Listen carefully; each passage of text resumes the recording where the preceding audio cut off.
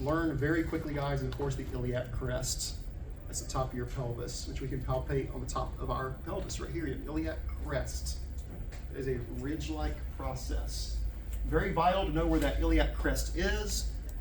And you can hear me say this term, you gotta cup that crest, cup that crest. That won't make any sense now. When we get to abdomen, you'll see what I'm talking about, because too many people like to do this, poke. You gotta learn to get your hand in there and cup that crest. You gotta jam that hand in there and feel for that crest, because if you don't, you're gonna end up on a different area called the as-is on the pelvis, and that's actually too low when it comes to centering. So when I say you gotta get comfortable to touching people, we're gonna learn to dig our hands in there, and you're gonna be doing that on each other, because you're all gonna be patients. So get used to people jabbing your side, because we're all gonna be there having our sides jabbed. You gotta get in there and feel for that crest. Is that the one that tickles? Huh? Is that the one that tickles? It depends on how ticklish you are. If you're ticklish right there, And yes. also said you measure your waist at the iliac crest. Say again? Your waist you measure at the iliac crest. I think so. Not exactly, because that's not the widest part of your It's a little waist. low. That's not the widest part of your waist. Now we have the epicondyle. That is an area right above the condyle. So where I showed you the condyle on the femur, oh, this skeleton's making me nervous. The area right above is the epicondyle. So an epicondyle is always right above a condyle. That's a tongue twister. The epicondyle is always right above the condyle. Yes. So anything epi, is it like above? Epi means above. It's above the condyle. Yes. So that's what we see right here, guys. These are condyles. These are epicondyles. Right above. That's a humerus that we're looking at. Next, we have what's called a facet. This is a small, smooth surface, articular process. Most of our facets are joint connections. Most of your joint connections contain the little facets. That's where the bones come together.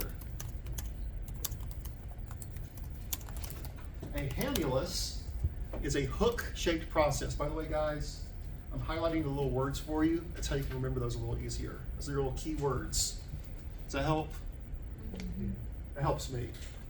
Hook-shaped process, because it actually looks like a little hook. The most famous hamulus is the hamulus found on the hamate. That's a carpal bone in the wrist. There's a little hook coming off of it. Head is not referring to the head on your shoulders.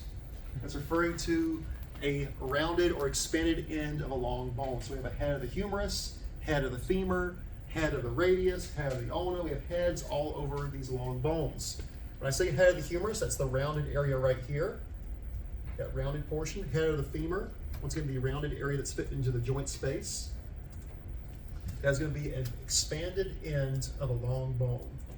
The head. Horn, not one that we see a lot of, but it's just simply a horn-like process. It's a process that sticks out. It looks like a horn. In fact, I can't actually think of one off the top of my head. Can you think of a horn, Miss Bonilla? That one's escaping me. Could be the vertebral causes. Coccyx would not be a horn. That's its own thing. But, I'll come back on that one once I figure out an example. But very rarely used landmark. We don't use that one very much. Obviously, because I can't think of one off the top of my head. Would like a horn on the head be like a normal horn, or like they have like a sort of mutation, like a bone pathology or something? Like you've never seen a bump on someone's head? No. Maybe I think that's, I know what you're talking about now, but I think it's actually called something else. Okay. yeah, it's like what is called. I was gonna say, how many people you know that have horns coming out of their head? I actually knew a It's person very in my rare. senior year who was in my English class. He had this. Did he really? He had a bump right here. It was like a couple millimeters, but it was like noticeable. And he often said that he was like part something, but it was like. I have a growth here, sir, which is slightly off the center, looking like a horn. And so it's calcification, It's probably this calcification. patient, and then it's a different rub it, but I don't know how you can rub a hard thing like this. That's what I showed it to you. I'm sorry, I'm distracted because I'm thinking about these people with horns growing out of their head. I gotta meet some of these people. Okay, a line is something. It's also called a linear elevation, not as prominent as a crest. Some areas of the bones on the landmarks actually form an actual ridge or a line on it. One of these would be found in the tibia. It's a tibial line. Malleolus is a club-shaped process. If you feel the bottoms of your feet where your ankles are, it feels like two little round protrusions. You know what I'm talking about? The ankles, you mean? On the ankles, the sides of your ankles, those are both malleoli or malleolus. You have a lateral malleolus and a medial malleolus. It's club-shaped. Protuberance means a projecting prominence. And then a spine would be a sharp process, not the spine, like we're not talking about the actual spinal area like the vertebrae. It's still a process. One that we have on the face is called an anterior nasal spine. It's right underneath your nose. It actually looks like a little spike coming up. If you see it on an x-ray, that'd be a sharp process. That is actually right here. Right here where I'm putting my finger. I'm not picking his nose, but there's a little sharp process right here.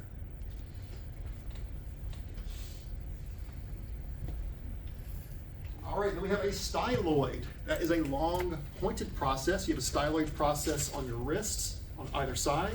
You have a styloid process on the radius. You have a styloid process also on the ulna. You also have a styloid process right under your ear, coming off the temporal bone. It's a long pointed process. Trochanter. That's a unique landmark found only on the proximal femur. That is this area right here. Comes on the side. That's what you actually palpate if you put your hand on your side in the middle of your foot. You usually feel it moving around. That is the greater trochanter. You have a greater and a lesser trochanter on the femur. And that's characterized by two large, rounded, and elevated processes. Those are unique to the proximal femur. Trochanters. Trochanters. Oh, there's so many. This is the only one they're doing the example of. So. In your book? Yeah, So I'm trying to give you some examples. We're going to name all of these specifically as we go through all the anatomy in the body. For now, we're keeping it more general. Just basically focus on the definitions and some of the examples that I'm giving you as well. Tubercle is going to be a small, rounded, and elevated process. Now, between these two, tubercle is more small, tuberosity is more large, but you'll see these used interchangeably a lot. Tubercles and tuberosities, for example, there are tubercles and tuberosities on the humerus, the proximal humerus. You have a greater and lesser tubercle, but it also uses the word greater, lesser tuberosity. So even though it's designating those as small and large, they are often used interchangeably when it comes to labeling anatomy. But they are small or large, rounded, and elevated processes. So if you say Tubercle a small. large tubercle would be a tuberosity, so that's what you're trying Correct. to. Correct. Or a small tuberosity would be a Tubercle. tubercle. Yes. That's a good way to think about it, actually. Yeah. Very good.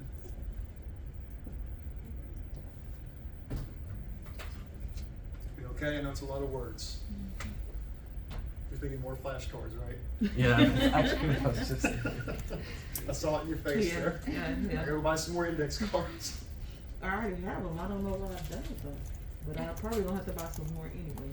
Now here's the very sad ones, our depressions. We have our fissure, that's a cleft or a deep groove, like a fissure in the ground, same concept.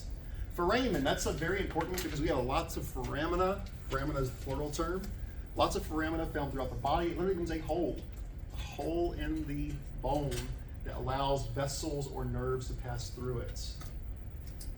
We have a very large one in the back of our skull on the occipital bone called the foramen magnum. That's the largest foramen in the body. But you have lots of smaller ones found throughout the body as well. Fossa is a pit, favia, or a hollow space. Not the same as a hole. It's more like a pit, a big opening. And you have your groove, that's a shallow linear channel. Shallow linear channel.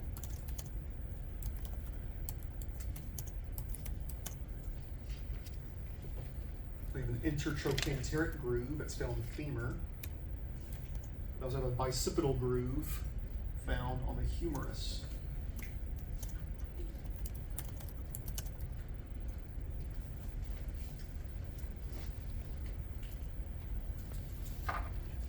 Also, something's called the intertubular groove. And one thing that my last class used to say is, so I'm showing my age from the 90s here, the intertubular groove. It's tubular. No one ever used that term when they were young. It's so tubular, like Ninja Turtles. No one watched Ninja Turtles? Am I that old? Intertubular groove. For you young people, Ninja Turtles used to be very famous when I was a Sure kid. did. Yes. It's still popular. Is it 38? Power Rangers. Huh? Is it 38? Is what 30? Yeah. Huh? 35. Yes, I'm 38. Because I also, when I. All right, let's keep going. We got more to hit here, guys. 56, I think. We have the meatus. Meatus is a tube-like passageway.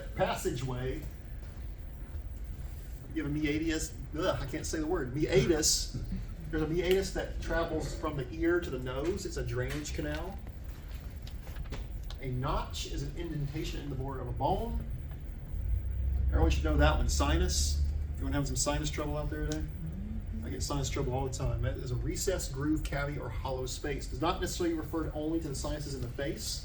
We do have sinuses found throughout the body and other locations as well. But the ones we know the most, of course, would be the sinuses in the face. And then a sulcus. Sulcus is a furrow or a trench. Furrow or a trench.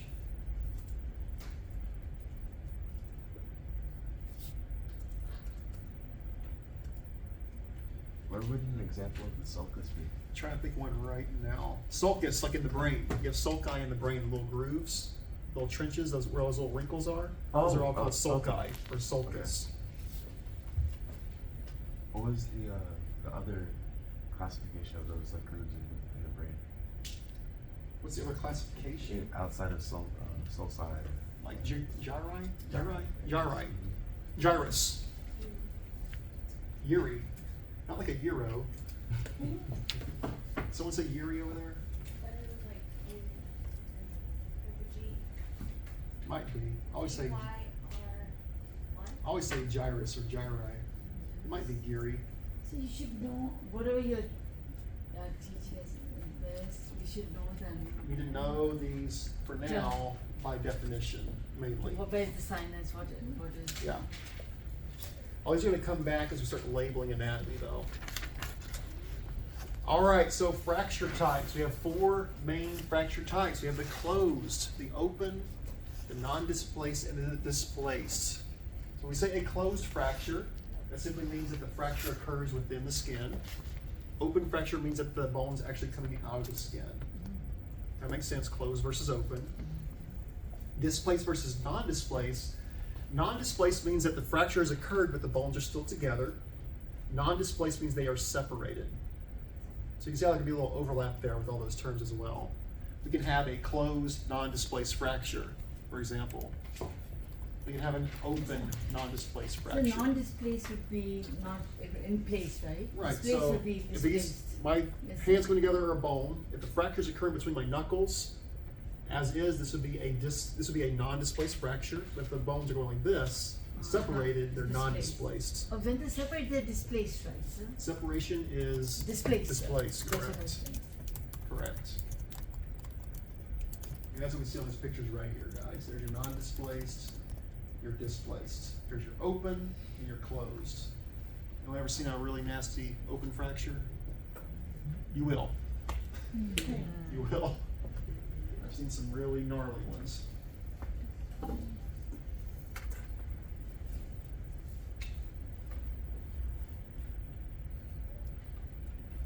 Now don't think when you see this next picture, we have even more.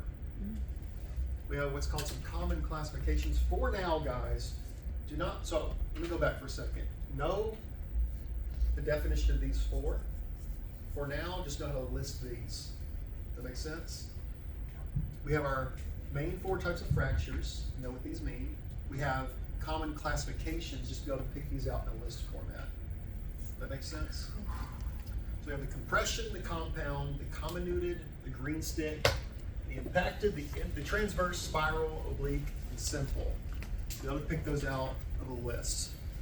We will come back to these when we get to Rad Pro 4, and we will further define all these. But for now, in a general sense, know how to pick these out as what we call common classifications of fractures. Common classifications of fractures.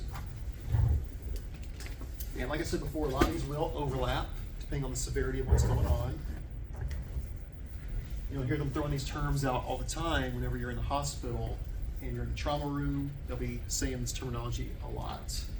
But the type of trauma that the patient is going through with the fractures. Question? So the 4 types of fractures that we should know are also among the common classifications, sir? No. No. So What this is is that? the more overall classification. These are like subcategories. Have you seen any really bad compression fractures? Oh yes. Anything you'd like yes. to share? Anything I'd like to share? Well, probably the most common types of compression fractures I saw because I work in pediatrics was kids falling off roofs, falling off the trampolines from a high height, falling off of monkey bars, and their vertebrae would literally be compressed together, like Okay. crushed. That's what compression means. You're already cringing. You're not going to make it through 2 years. No, I'm imagining. Wait, when that happens, is it hard to move their head? You can't move their head. Okay. So that's one thing, and y'all can go ahead and write this down. This is a patient care topic. Anytime you're faced with a spinal injury, you do not ever move that patient. You never shift them. They are in a position for a reason. Usually they have a neck collar on. You have to take your x-rays as they lie. And we'll talk about strategies for obtaining good films in that process, but please keep that in mind. Never move a spinal injury patient until they are cleared by the physician. Why? Because you can cause permanent damage to the patient. Just to give you an extreme example, speaking of spinal injury, you want a story? Sure. There is something that's called an internal decapitation, where the vertebrae inside the neck are dislocated, but the spinal cord is still intact. So basically, if the patient was to, like if I had an internal decapitation, my head would just do this. It would flop over, be held up by the skin. I'm internally decapitated, but the skin's still holding it together. Does that make sense? A full decapitation, of course, when you lop your whole head off. But I've seen that twice. There was a kid that had an internal decapitation from a car wreck, and the kid was in ICU. I think the kid ended up being permanently paralyzed, but he survived. But obviously a very dangerous condition, because what's going to happen with the vertebrae, if they're shifting, what's in the middle of those vertebrae? Spinal cord. It can actually sever the spinal cord. It can chop it in half if that patient's moved too much. So I think that's actually what happened. The spinal cord was injured with that kid. That's why he was paralyzed from the neck down, but he ended up surviving. He just didn't have much quality of life after that. But I got a million stories, don't worry. So the total spinal cord is severe when you are paralyzed downwards. Well, it depends. It can just be damage or severing of the spinal cord. It can just be trauma to the spinal cord. It can cause paralysis. Also of the whole body. Mhm. Depends on Does it where have it's to be hit. cut totally? Not necessarily. Isn't there one of those that's more common in kids that are abused?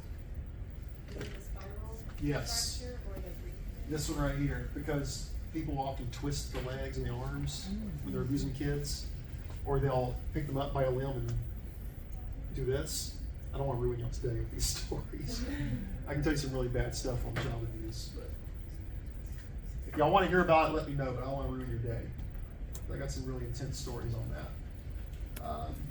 Which of the following is defined as a beak-like or crown-like process? This one is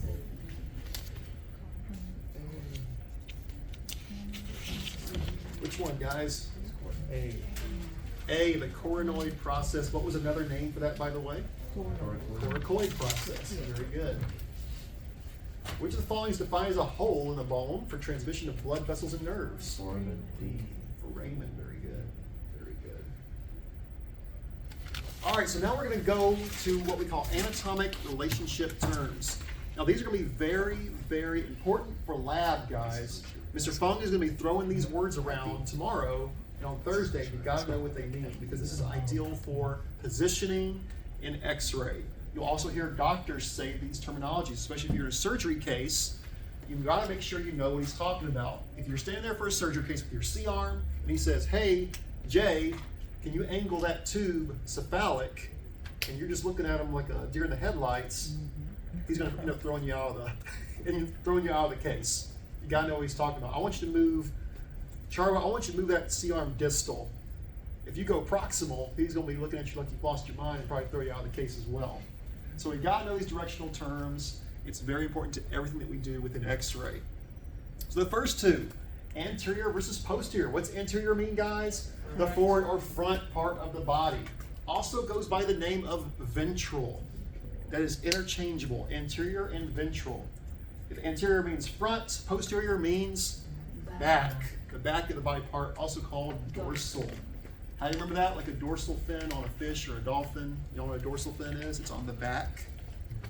That's how I always remember it. Two very important ones here, guys. I mean, they're all important, but two important ones here. Caudad versus cephalic. Often mixed up. I have seniors that still mix these two terms up and know what they mean. When I say the word caudad, it's referring to a part away from the head of the body or towards the feet.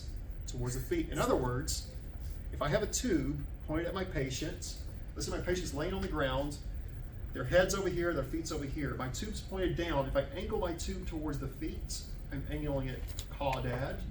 Reverse of that would be cephalic, which means towards the head. If I angle my tube towards the head, that is cephalic. That is what you guys need to know in those two terms the most, is how you're going to angle your tube. Angling my tube towards the feet or away from the head is a caudad angulation. Towards the head is a cephalic angulation. Does that make sense? So is caudad also called caudal? Yes, it is. Thank you for Because that's saying a- that. So caudad can also go by the term of caudal. And cephalad can also go by the term of cephalic. Cephalad versus cephalic mean the same thing. Caudad, caudal, cephalad, cephalic. There's going to be a lot of terms that we learn that have alternate names like that. They are used interchangeably. They mean the same thing.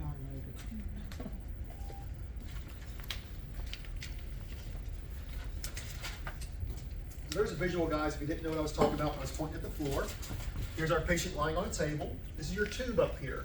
This is about the direction of your central ray. Now, typically, if we have a perpendicular central ray, it's going straight down towards the body. If I angle my tube towards the head, that's called a cephalic angle. Towards the feet, caudad angle. That makes sense more? The visual? Please master those two terms. It's going to be vital for positioning.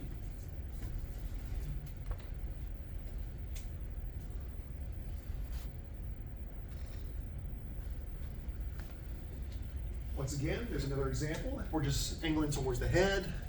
Now, they're both at the head, but without me telling you, can you tell what kind of angulation we're looking at? If I point here, what kind of angulation is that?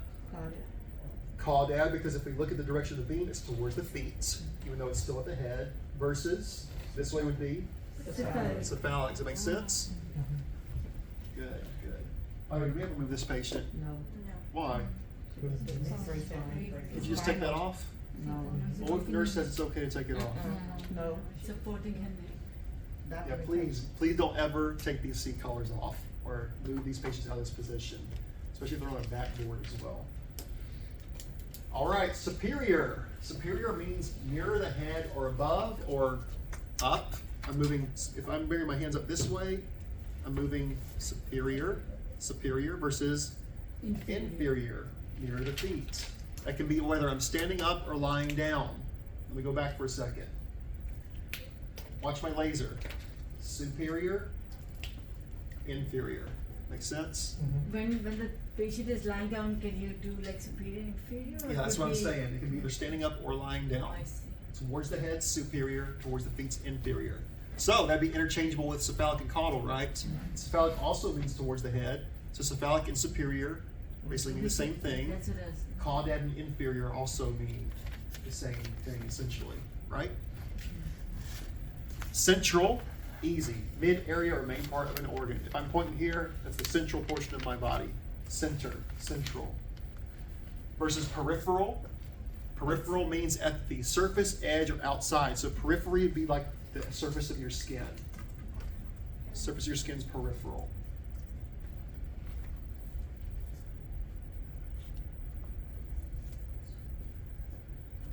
We're thinking about peripheral vision, the edge of your vision.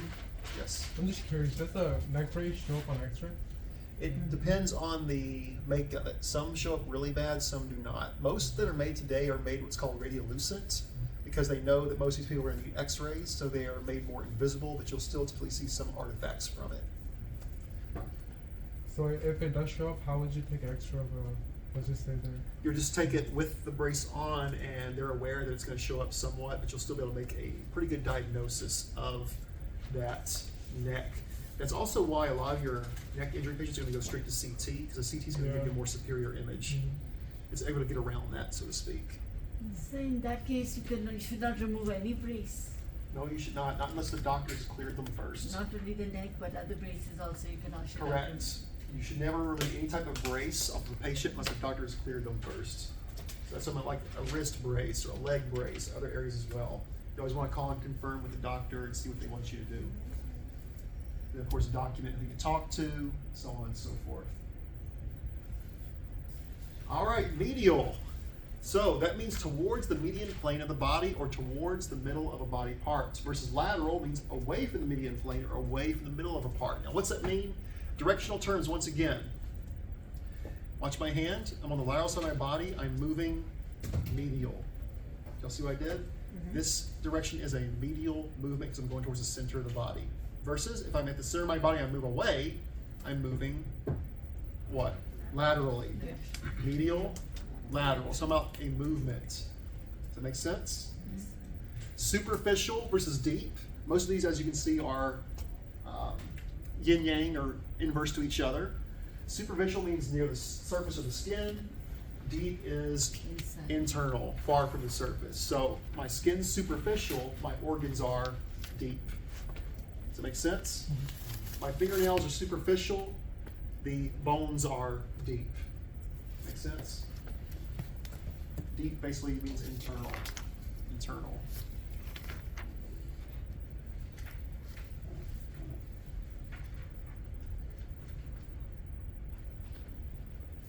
So once again, if that doctor's asking you to move your x-ray tube, he says, move that tube more medial, that means I'm gonna move it towards the middle of the body. Oh, that's too medial, go more lateral. You're gonna move it back out this way. Move that tube more superior towards the head. Move that tube more inferior towards the feet. Oh, that's the spot, stop right there. That's the terminology they're gonna throw at you in those operating rooms. Why can't I just use normal words? Why can't they use smaller words? Or like normal words, of like bring it towards the body or bring it Well, towards. some will, not all, and some will. Oh, Some will because- make up their own words. You'll see what I mean. So that people learn with different languages and all that, so that people can use the same medical term to understand. That's essentially what we're doing, guys. We're learning a new language here. So It that is. all languages can use the medical terms. Language. Now, these two are probably the ones the doctor's going to throw at you the most here, guys. And these are two that people often mix up, distal versus proximal. So let me define them, then I'm going to give you an example. When I say distal, it's farthest from the point of attachment or origin. Proximal is nearest to the point of attachment or origin. Now, once again, we're talking about directional terms. If I'm starting at my head of my humerus right here, or starting at my shoulder, and I move my tube towards the fingers, I'm moving distal. Kind of like you're going a distance. Distal distance, it's moving away from the point of origin. But I can go the other direction as well. If I'm starting at the palm of my hand, let's say my central ray is right here, and I move my tube towards the humerus, I'm moving proximal. Proximal. That makes sense? So if I'm, once again, if I'm going from my head towards my feet, I'm moving distal. If I go from my feet up towards my head, I'm moving proximal. Away towards, away towards. That makes sense? I got some pictures to show you too. Better to have the visuals. External refers to the outside of the body or the parts. Internal would be inside the body or part. Those two are pretty easy. External versus internal, yes. The distal and proximal, so does that depend on what part you're talking about? It depends on where you start. It depends on where you start. Because I could technically start at my knee and move towards my toes. That would be a distal direction, even though it's further down the body. It's all about where you start. So if I'm starting at my toes and moving towards my knee, I'm moving proximal. If I'm starting at my knee and moving towards my toes, I'm moving distal. So it's not like move proximal to the humerus, or So a doctor would say, okay, like let's say you're doing a knee surgery. You say, I want you to move that tube a little more distal. You go towards the feet. So it's always distal's always down and always. Typically, most typically, yes. I thought it was pertaining to the part of the body, It- like move proximal to. Yes and no, it does. It's about the point of attachment or the point of origin, but most commonly, it's going to be a inferior motion, yes. Especially in surgeries. But we'll practice those. We're gonna practice those. It'll make more sense in the lab as well when you're actually doing it in lab. I do have some pictures as well. There we go, guys. Proximal versus distal. It's all about the point of origin, point of attachment. If I'm starting here at the humerus, once again, let's just go to the jugular notch. If I'm going from the jugular notch and I move down towards the belly button, I'm moving distally. But let's say my point of attachment's at the belly button, and I move down towards the iliac crest. I'm still moving distal. But let's say my point of attachment or my beginning's at the tip of the fingers, and I'm moving towards the elbow. I'm now moving proximal. Proximal. Because you're going up. Well, don't think of it as up. It's just a direction from the origin of where you start. Although most commonly it's up and down. But I don't want you to think that way, because that can throw you off. I'm thawed already. If it helps you, up and down is the most common Okay. motion, yes. Yes. Towards the head and towards the feet. Typically, yes. But let's say my arm's out at the side of my body, like this, and I'm moving this way. See what I'm saying? Let's say I start right here and I move towards the fingers. I'm moving distal. If I start the fingers and I move towards the humerus, I'm moving proximal. So that wasn't up and down, but does that make sense? Further away versus coming towards. Moving away versus coming towards. It's the main concept there.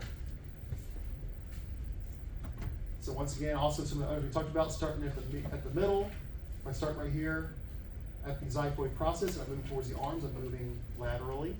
If I start at the arms, I move towards the torso, I'm moving medial. Towards the belly button to the head, superior, head down the belly button, inferior. So a lot of overlap there.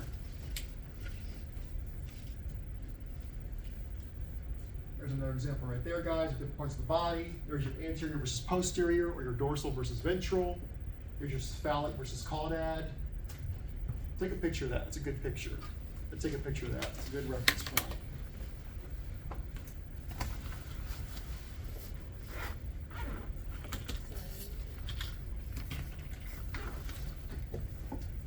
The superficial and deep are the same thing as external and internal. Similar, but not exactly. Got an artist here. Nice. Why take the picture when you can make it? Yes. So when a doctor like makes up his own language, you're like, what? In that case, just do your best. Usually he'll help you out or correct you at that point. Yeah, move any direction, wait till he yells Unless at you, you. unless you get a really angry doctor and he's just cussing everybody out, but don't worry, it's not just you, he's cussing everybody out. Ortho doctors are some of the most grumpy and stressed out people I've ever met in my life. They're always playing heavy metal music, they hate everybody, they hate the job, they hate the world, they cuss everybody out. Oh, yeah, a lot of ooh-wah, a lot of disturbed music, yes. I had one I worked with who was always listening to Metallica, and he'd always headbang in, and then he'd just cuss everybody out, call everyone useless and terrible and stupid. Don't take it personally. Do you report him? Or? You can, but There's no point. You said you did a job. all right. So example question here, guys. Identify the structure that is proximal to the wrist. Of those choices, which one of those would be proximal to the wrist? Medical. Anatomic position. Hey. C. Magic. Why? Oh. Here's our wrist. I move up to the elbow. That is a proximal movement. Y'all see that? Proximal movement. Does that make a little more sense? So it'd be the elbow. If I asked what's the structure distal to the wrist, A and B would both apply because they're both going in that direction towards the fingers. See, it's starting to click a little bit. It'll click the more you practice it. Is the ankle proximal or distal to the knee? Distal. Very good, distal, because knee, moving away towards the ankle, that's a distal direction. Is the heart anterior or posterior to the spine? Anterior. Anterior. If it's posterior to your spine, you might want to get that checked out. It's not going to end well for you.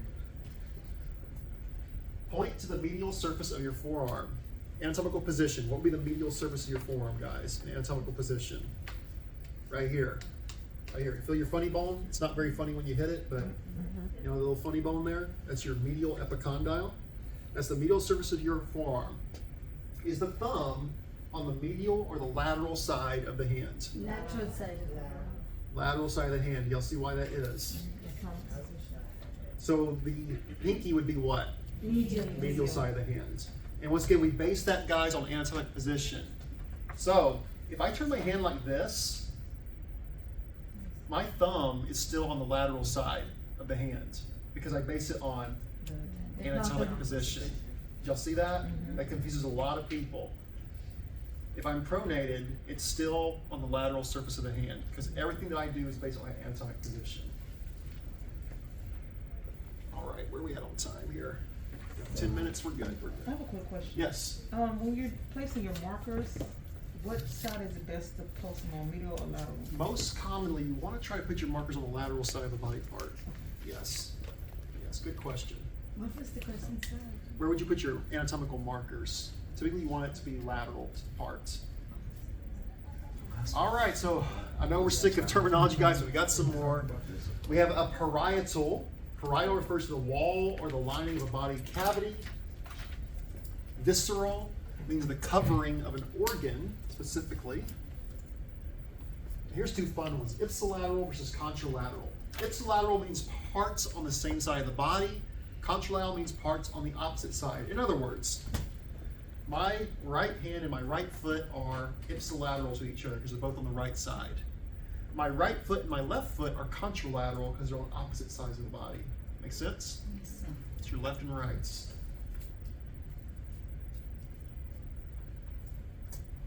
So if someone were to, let's say, like get trapped under like heavy machinery or something, break some stuff on the same side, it would be considered ipsilateral. Very good. Yes, it would. Okay.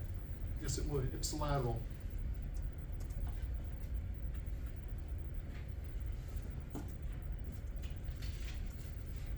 That's visceral, not visceral.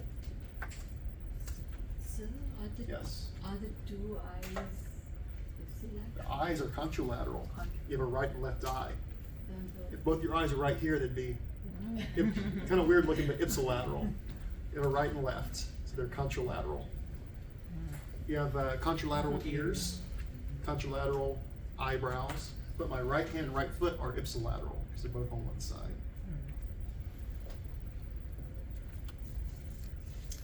And they're just showing you a picture there, guys, a couple of those terms. There's your ipsilateral, both on one side, contralateral being on opposite sides. There's your superficial skin versus the humerus being deep, bones in the middle, skin's on the outside, superficial versus deep.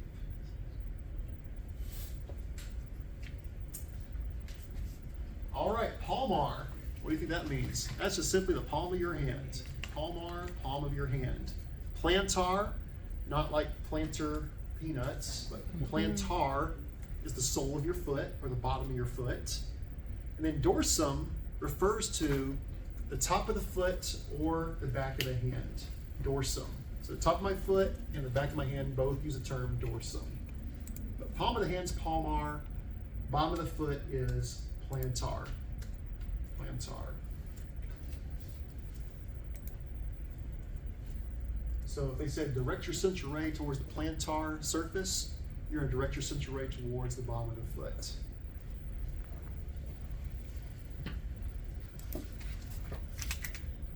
You okay? We surviving? I know it's a lot. We're going to use it so much, though, it's going to be common language to you. Yes? Plantar is specifically at the bottom of the foot. Correct. That's not- specific to the yeah, foot. It says towards the foot, so it's just the bottom of the foot, the plantar. Well, if they say towards the plantar surface, you go directly towards the underside of the foot, the sole of the foot. If they say toward the dorsum surface, you go towards the top of the foot. refers to the sole of the foot. It's a plantar. Yep, bottom of your foot, where your sole is.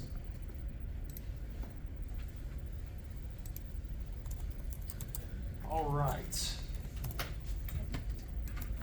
I want to continue here?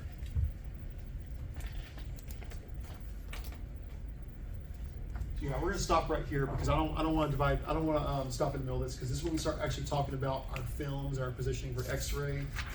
You're gonna learn about this tomorrow in lab as well. We need to know the difference between a projection versus a position. When we talk about projections and positions, we're gonna talk about erect positions, AP projections, things like that. I don't wanna stop in the middle of this because it's very, very important stuff. So we will stop right there today, guys. Do you have any questions so far? Because there's a lot coming at you. I have a question, cause I'm Yes. still confused on this proximal. I understand it's up and bottom, but that question that you, had on there, what is that, the knee? So here, So, okay, so are we gonna look at the knee and then go to the ankle? Like to determine proximal, Correct, 'cause instead of looking at the ankle that's where you first? compare it from the knee. That's your point of origin, the knee. So where is the ankle in relation to the knee as your point of origin? The ankle would be distal.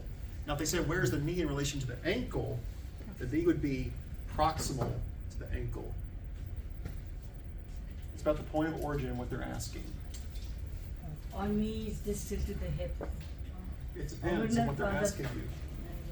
Well, How, in directional terms, how is the knee, let me reword this. Hang on, let me sit down for a second. I'm confusing myself. Yeah, we're talking about knee versus hip. What is the directional term, what's the location term of the knee in relation to the hip? It's this. Hip is my point of origin, so the knee would be Distal. distal to the hip. What is the pelvis located, or where's the pelvis located in locational terms in relations to the knee? It's Knee is now my point of proximal. origin, so the pelvis is Proximal. proximal to the Yes. knee. Now see what I'm saying there? It's all about where your point of origin is and what direction you're moving. And the wording. And the wording, yes, that's why I always say, when it comes to these questions, read them carefully, read them slowly, read them 3 times before you answer, and I'm gonna give you guys some practice questions, because we're gonna review on Wednesday as well.